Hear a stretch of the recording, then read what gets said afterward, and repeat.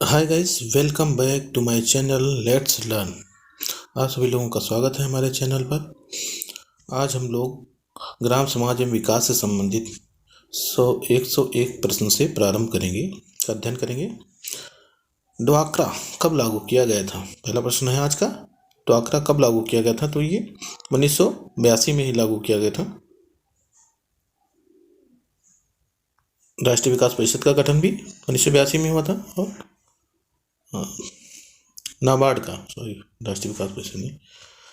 अगला है 102। लोक कार्यक्रम एक ग्रामीण प्रौद्योगिकी विकास परिषद है। थोड़ा छोटा करते हैं, देखते हैं। दूसरा, लोक कार्यक्रम, तो इसमें हम देखेंगे क्या है ये। लोक कार्यक्रम एक ग्रामीण प्रौद्योगिकी विकास परिषद है। नाबार्ड, कापाड, ड्वाक्रा, ADB। तो इसमें हम देखेंगे कापाट क्या है। कापाट ऊपर हम लोगों ने देखा भी था 100% पिछली वीडियो में, उसमें हमने देखा था कापाट। अब कापाट के बारे में यहाँ पर कुछ लिखे हुए हैं, उनको हम देखते हैं सही है कि गलत है। 1 सितंबर 1986 से प्रारंभ हुई थी। सही है, 1986 में ही प्रारंभ किया गया था। राजीव गांधी के समय ग्रामीण समृद्धि के लिए सहायता प्रदान करना, इसका मुख्य उद्देश्य भी है ग्रामीण समृद्धि के लिए सहायता प्रदान करना। इस तरह से दोनों सही है। अगला 104 देखते हैं। प्रौढ़ शिक्षा कार्यक्रम क्या है? प्रौढ़ शिक्षा कार्यक्रम, तो इसमें देखेंगे 1988 में प्रारंभ हुआ। ग्रामीण समृद्धि के लिए सहायता प्रदान करना, दोनों सत्य हैं। तो यहाँ प्रौढ़ शिक्षा कार्यक्रम 1988 में शुरू हुआ था और ग्रामीण समृद्धि के लिए सहायता प्रदान करना इसका उद्देश्य है, दोनों सत्य हैं। क्या सत्य है जवाहर रोजगार योजना अप्रैल 1989 से प्रारंभ हुई थी? ग्रामीण ये है ग्रामीण बेरोजगारी दूर करने से संबंधित थी। आगे देखेंगे, ऑप्शन चारों देख लेते हैं पहले। नेहरू रोजगार योजना अक्टूबर 1989 से संबंधित थी। नगरीय क्षेत्रों के बेरोजगारों को रोजगार देने से संबंधित थी। दोनों सत्य हैं, दोनों सत्य हैं, तो ये दोनों सत्य हैं। नेहरू रोजगार योजना अक्टूबर 1989 से संबंधित थी। सही है, राजीव गांधी के समय में शुरू की गई थी। नगरीय क्षेत्रों के बेरोजगारों को रोजगार देने से संबंधित थी, ये भी सही है। और आगे था जवाहर रोजगार योजना 1989 से प्रारंभ की गई, ग्रामीण बेरोजगारी दूर करने से संबंधित थी। रोजगार शब्द आ रहा है, पता चलता है। जवाहर आवास योजना भी था, एक वो आवास से संबंधित था। अगला देखते हैं 106। जिला ग्रामीण विकास एजेंसी की स्थापना कब हुआ था?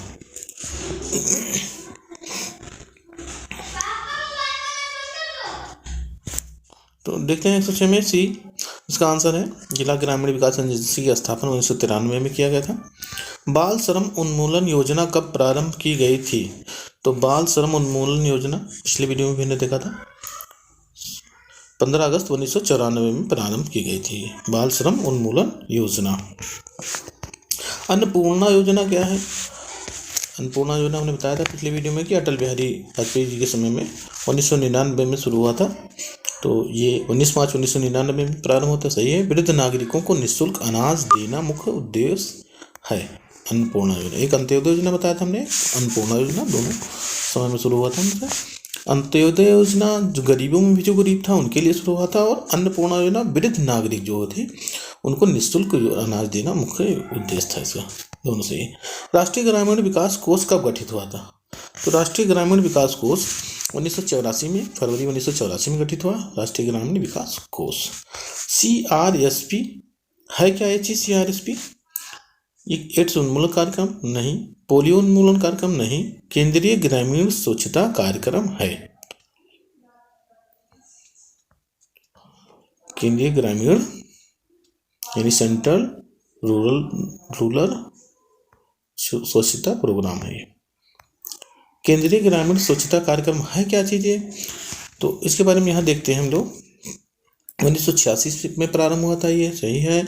उद्देश्य था इसका केंद्रीय ग्रामीण स्वच्छता कार्यक्रम का ग्रामीण गरीबों के जीवन की गुणवत्ता में सुधार करना।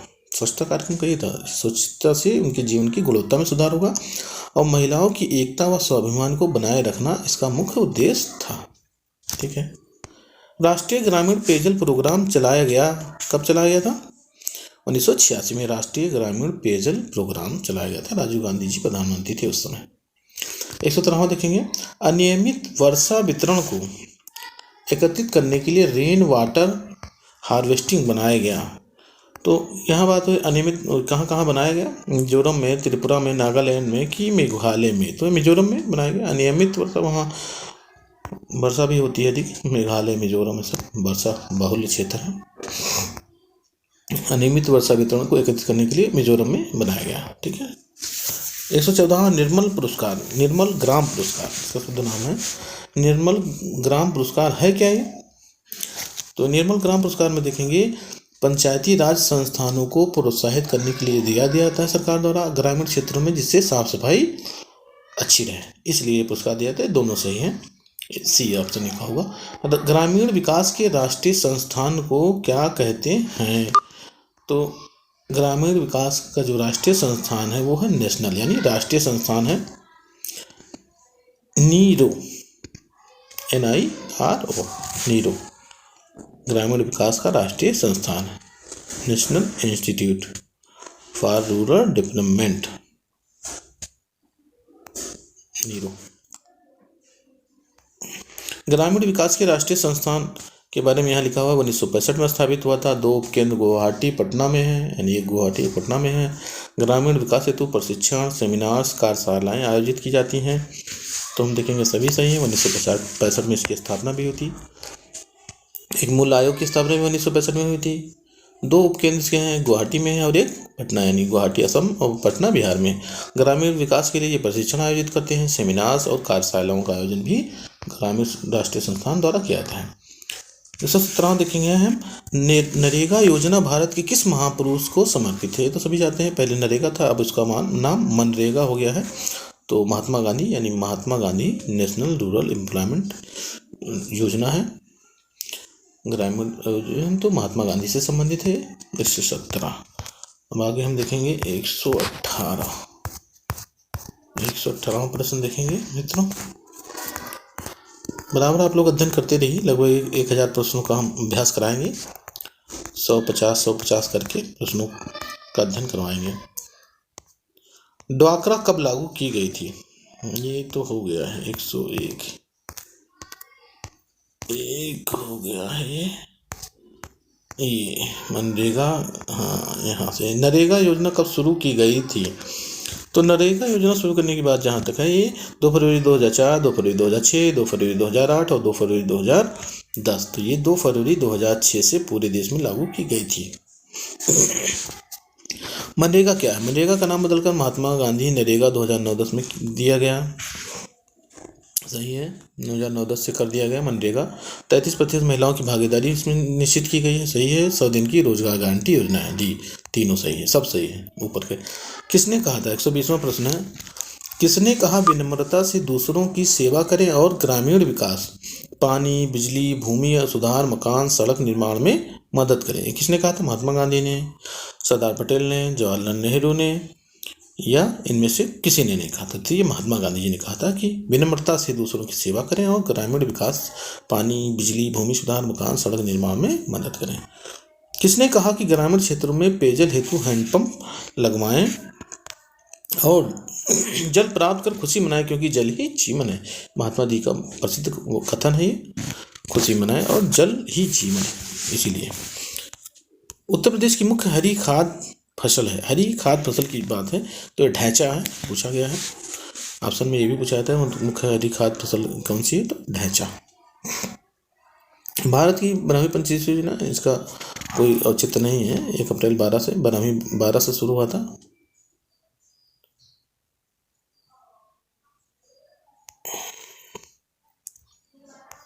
आगे देखते हैं 12वीं पंचायत योजना में कृषि क्षेत्र में, ये इस प्रश्न का कोई औचित्य ही नहीं है। देख लेते हैं अगर है तो। इसमें कितने प्रतिशत वार्षिक वृद्धि? किसी क्षेत्र में 4% निर्धारित किया था, अभी तक 4% वृद्धि नहीं प्राप्त की जा सकी है। कई बार ये निर्धारित किया गया। भारत की कुल श्रम शक्ति का लगभग कितने प्रतिशत कृषि कार्य में संलग्न है?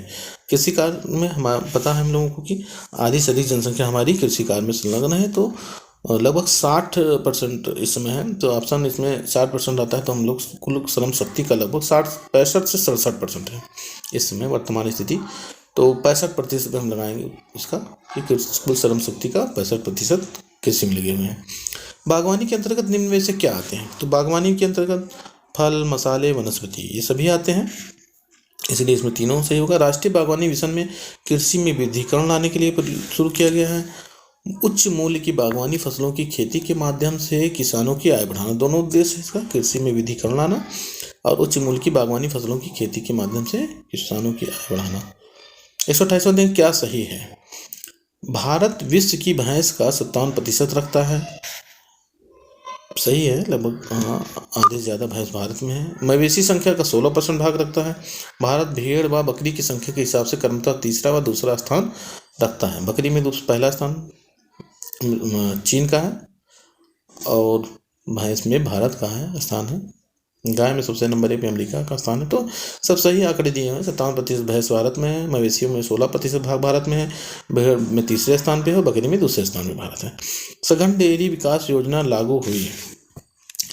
सघन डेयरी विकास योजना जो ऑपरेशन फ्लड रहित क्षेत्रों में, पहाड़ी तथा पिछड़े इलाकों में, तो दोनों बात सही है कि जहां ऑपरेशन फ्लड नहीं लागू हो पाया तो वहां सघन डेयरी विकास योजना लागू की गई थी।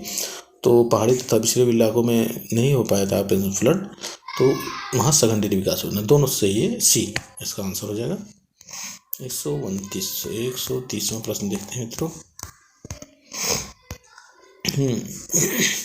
भारतीय कॉफ़ी की कौन सी किस्म विश्व में प्रसिद्ध है? रोबस्टा, अरेबिका, ए और बी दोनों। तो भारत में अरेबिका और रोबस्टा दोनों विश्व में प्रसिद्ध है। भारतीय कॉफ़ी की दोनों किस्में भारत में पाई जाती हैं। किसान क्रेडिट कार्ड योजना कब लागू की गई थी, यानी KCC योजना कब लागू की गई थी? तो 1998-99 में KCC योजना लागू की गई थी। प्रधानमंत्री जी थे हमारे अटल बिहारी वाजपेयी जी।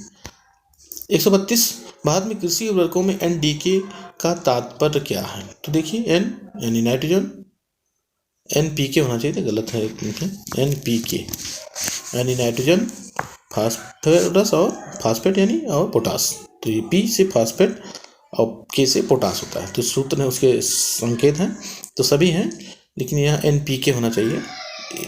N से नाइट्रोजन हो जाएगा, P से फास्फेट हो जाएगा और K से पोटास हो जाएगा। भारत में प्रति हेक्टेयर उर्वरक खपत में पहला स्थान है, यानी सबसे ज़्यादा उर्वरक खपत किस प्रदेश में किया था? प्रति हेक्टेयर की बात हो रही तो सबसे ज़्यादा प्रति हेक्टेयर में उत्पादन भी अधिक होता है और उर्वरक का खपत भी पंजाब में ही होता है, तो वहाँ फसल उत्पादन भी नंबर 1 पे होता है, प्रति हेक्टेयर सबसे ज़्यादा उत्पादन होता है। लेकिन अगर कुल मात्रा की बात करेंगे तो सबसे ज़्यादा उर्वरक खपत उत्तर प्रदेश में होता है। आगे देखते हैं, भारत में निम्न में से किस उर्वरक का उत्पादन होता है? यहाँ पे देखेंगे भारत में जो है नाइट्रोजन, फास्फेट और पोटास, केवल नाइट्रोजन और फास्फेट हमारे भारत में उत्पादन होता है। पोटास के लिए हम आयात पर निर्भर हैं, यानी हमको पोटास विदेशों से मंगाना पड़ता है। कमान क्षेत्र विकास तथा जल प्रबंधन कार्यक्रम कब प्रारंभ हुआ था? तो यहाँ देखेंगे मित्रों 1973, 1974, 1977 और 1978 में। 1974 में कमान क्षेत्र विकास तथा जल प्रबंधन कार्यक्रम प्रारंभ हुआ था। सोयाबीन उत्पादन में भारत का प्रथम राज्य कौन सा है? मध्य प्रदेश है, कई बार पूछा जा चुका है क्वेश्चन ये। राजीव गांधी ग्रामीण विद्युतीकरण योजना कब प्रारंभ की गई थी? तो 2005 में राजीव गांधी ग्रामीण विद्युतीकरण योजना अप्रैल 2005 में शुरू किया गया था। 2004 में सरकार बनी कांग्रेस की, तो में लागू कर दिया गया था। फिर निम्न में से किन सड़कों पर उत्तरदायित्व राज्य सरकारों का रहता है? राज्य सरकार की बात करें हम तो किन सड़कों पर उसका उत्तरदायित्व होता है? तो राज्य के अंदर राजमार्ग जो होता है, जिला सड़कें जो होती हैं, ग्रामीण सड़कें जो होती हैं, गाँव को जोड़ने वाली सड़कें, जिलों को जोड़ने वाली सड़कें, और जो राजमार्ग होता है उस पर राज्य सरकार का उत्तरदायित्व होता है। राष्ट्रीय राजमार्ग विकास परियोजना कब प्रारंभ की गई थी? राष्ट्रीय राजमार्ग विकास परियोजना 1999 में अटल बिहारी वाजपेयी जी के समय में शुरू की गई थी। प्रारंभिक शिक्षा में कौन शामिल है? तो प्रारंभिक शिक्षा में 1 से 8 तक होता है, यानी कक्षा A, कक्षा 1 से 5 और कक्षा 6 से 8, यानी 1 से 8 तक की जो शिक्षा होती है प्रारंभिक शिक्षा कहते हैं। माध्यमिक शिक्षा 9 से 12 तक की होती है और उसके ऊपर की शिक्षा उच्च शिक्षा होती है। तो प्रारंभिक शिक्षा, माध्यमिक शिक्षा और उच्च शिक्षा और तकनीकी शिक्षा अलग होती है। आत्मनिर्भरता का लक्ष्य था। तो यहाँ हम देखेंगे किस पंचवर्षीय योजना में था, तीसरे, चौथे, छठे, किसमें था? तो ये जो चौथा पंचवर्षीय योजना था उसमें आत्मनिर्भरता का लक्ष्य मुख्य रूप से था। योजना में कोर सेक्टर से क्या आशय है? तो यहाँ देखेंगे कोर सेक्टर कृषि, रक्षा, लोहा इस्पात, चयनित आधारित उद्योग। तो ये डी चयन आधारित जो उद्योग होते हैं वो कोर सेक्टर होते हैं। आगे देखेंगे भारत में वर्तमान समय में निर्धनता का अनुपात किस आधार पर किया था, यानी निर्धनता को कैसे नापा जाता है भारत में इस समय? तो यहाँ देखेंगे हम प्रति व्यक्ति आय से, न्यूनतम मजदूरी से, खुराक में कैलोरी के आधार पर। तो वर्तमान की बात करें तो कैलोरी के आधार पर होता है कि ग्रामीण क्षेत्र में 2400 कैलोरी और शहरी क्षेत्र में 2200 कैलोरी अगर प्रयोग कर पा रहा है तो वो गरीबी रेखा के ऊपर है, अगर उससे कम यूज करता है रोज प्रतिदिन तो वो गरीबी रेखा के नीचे है।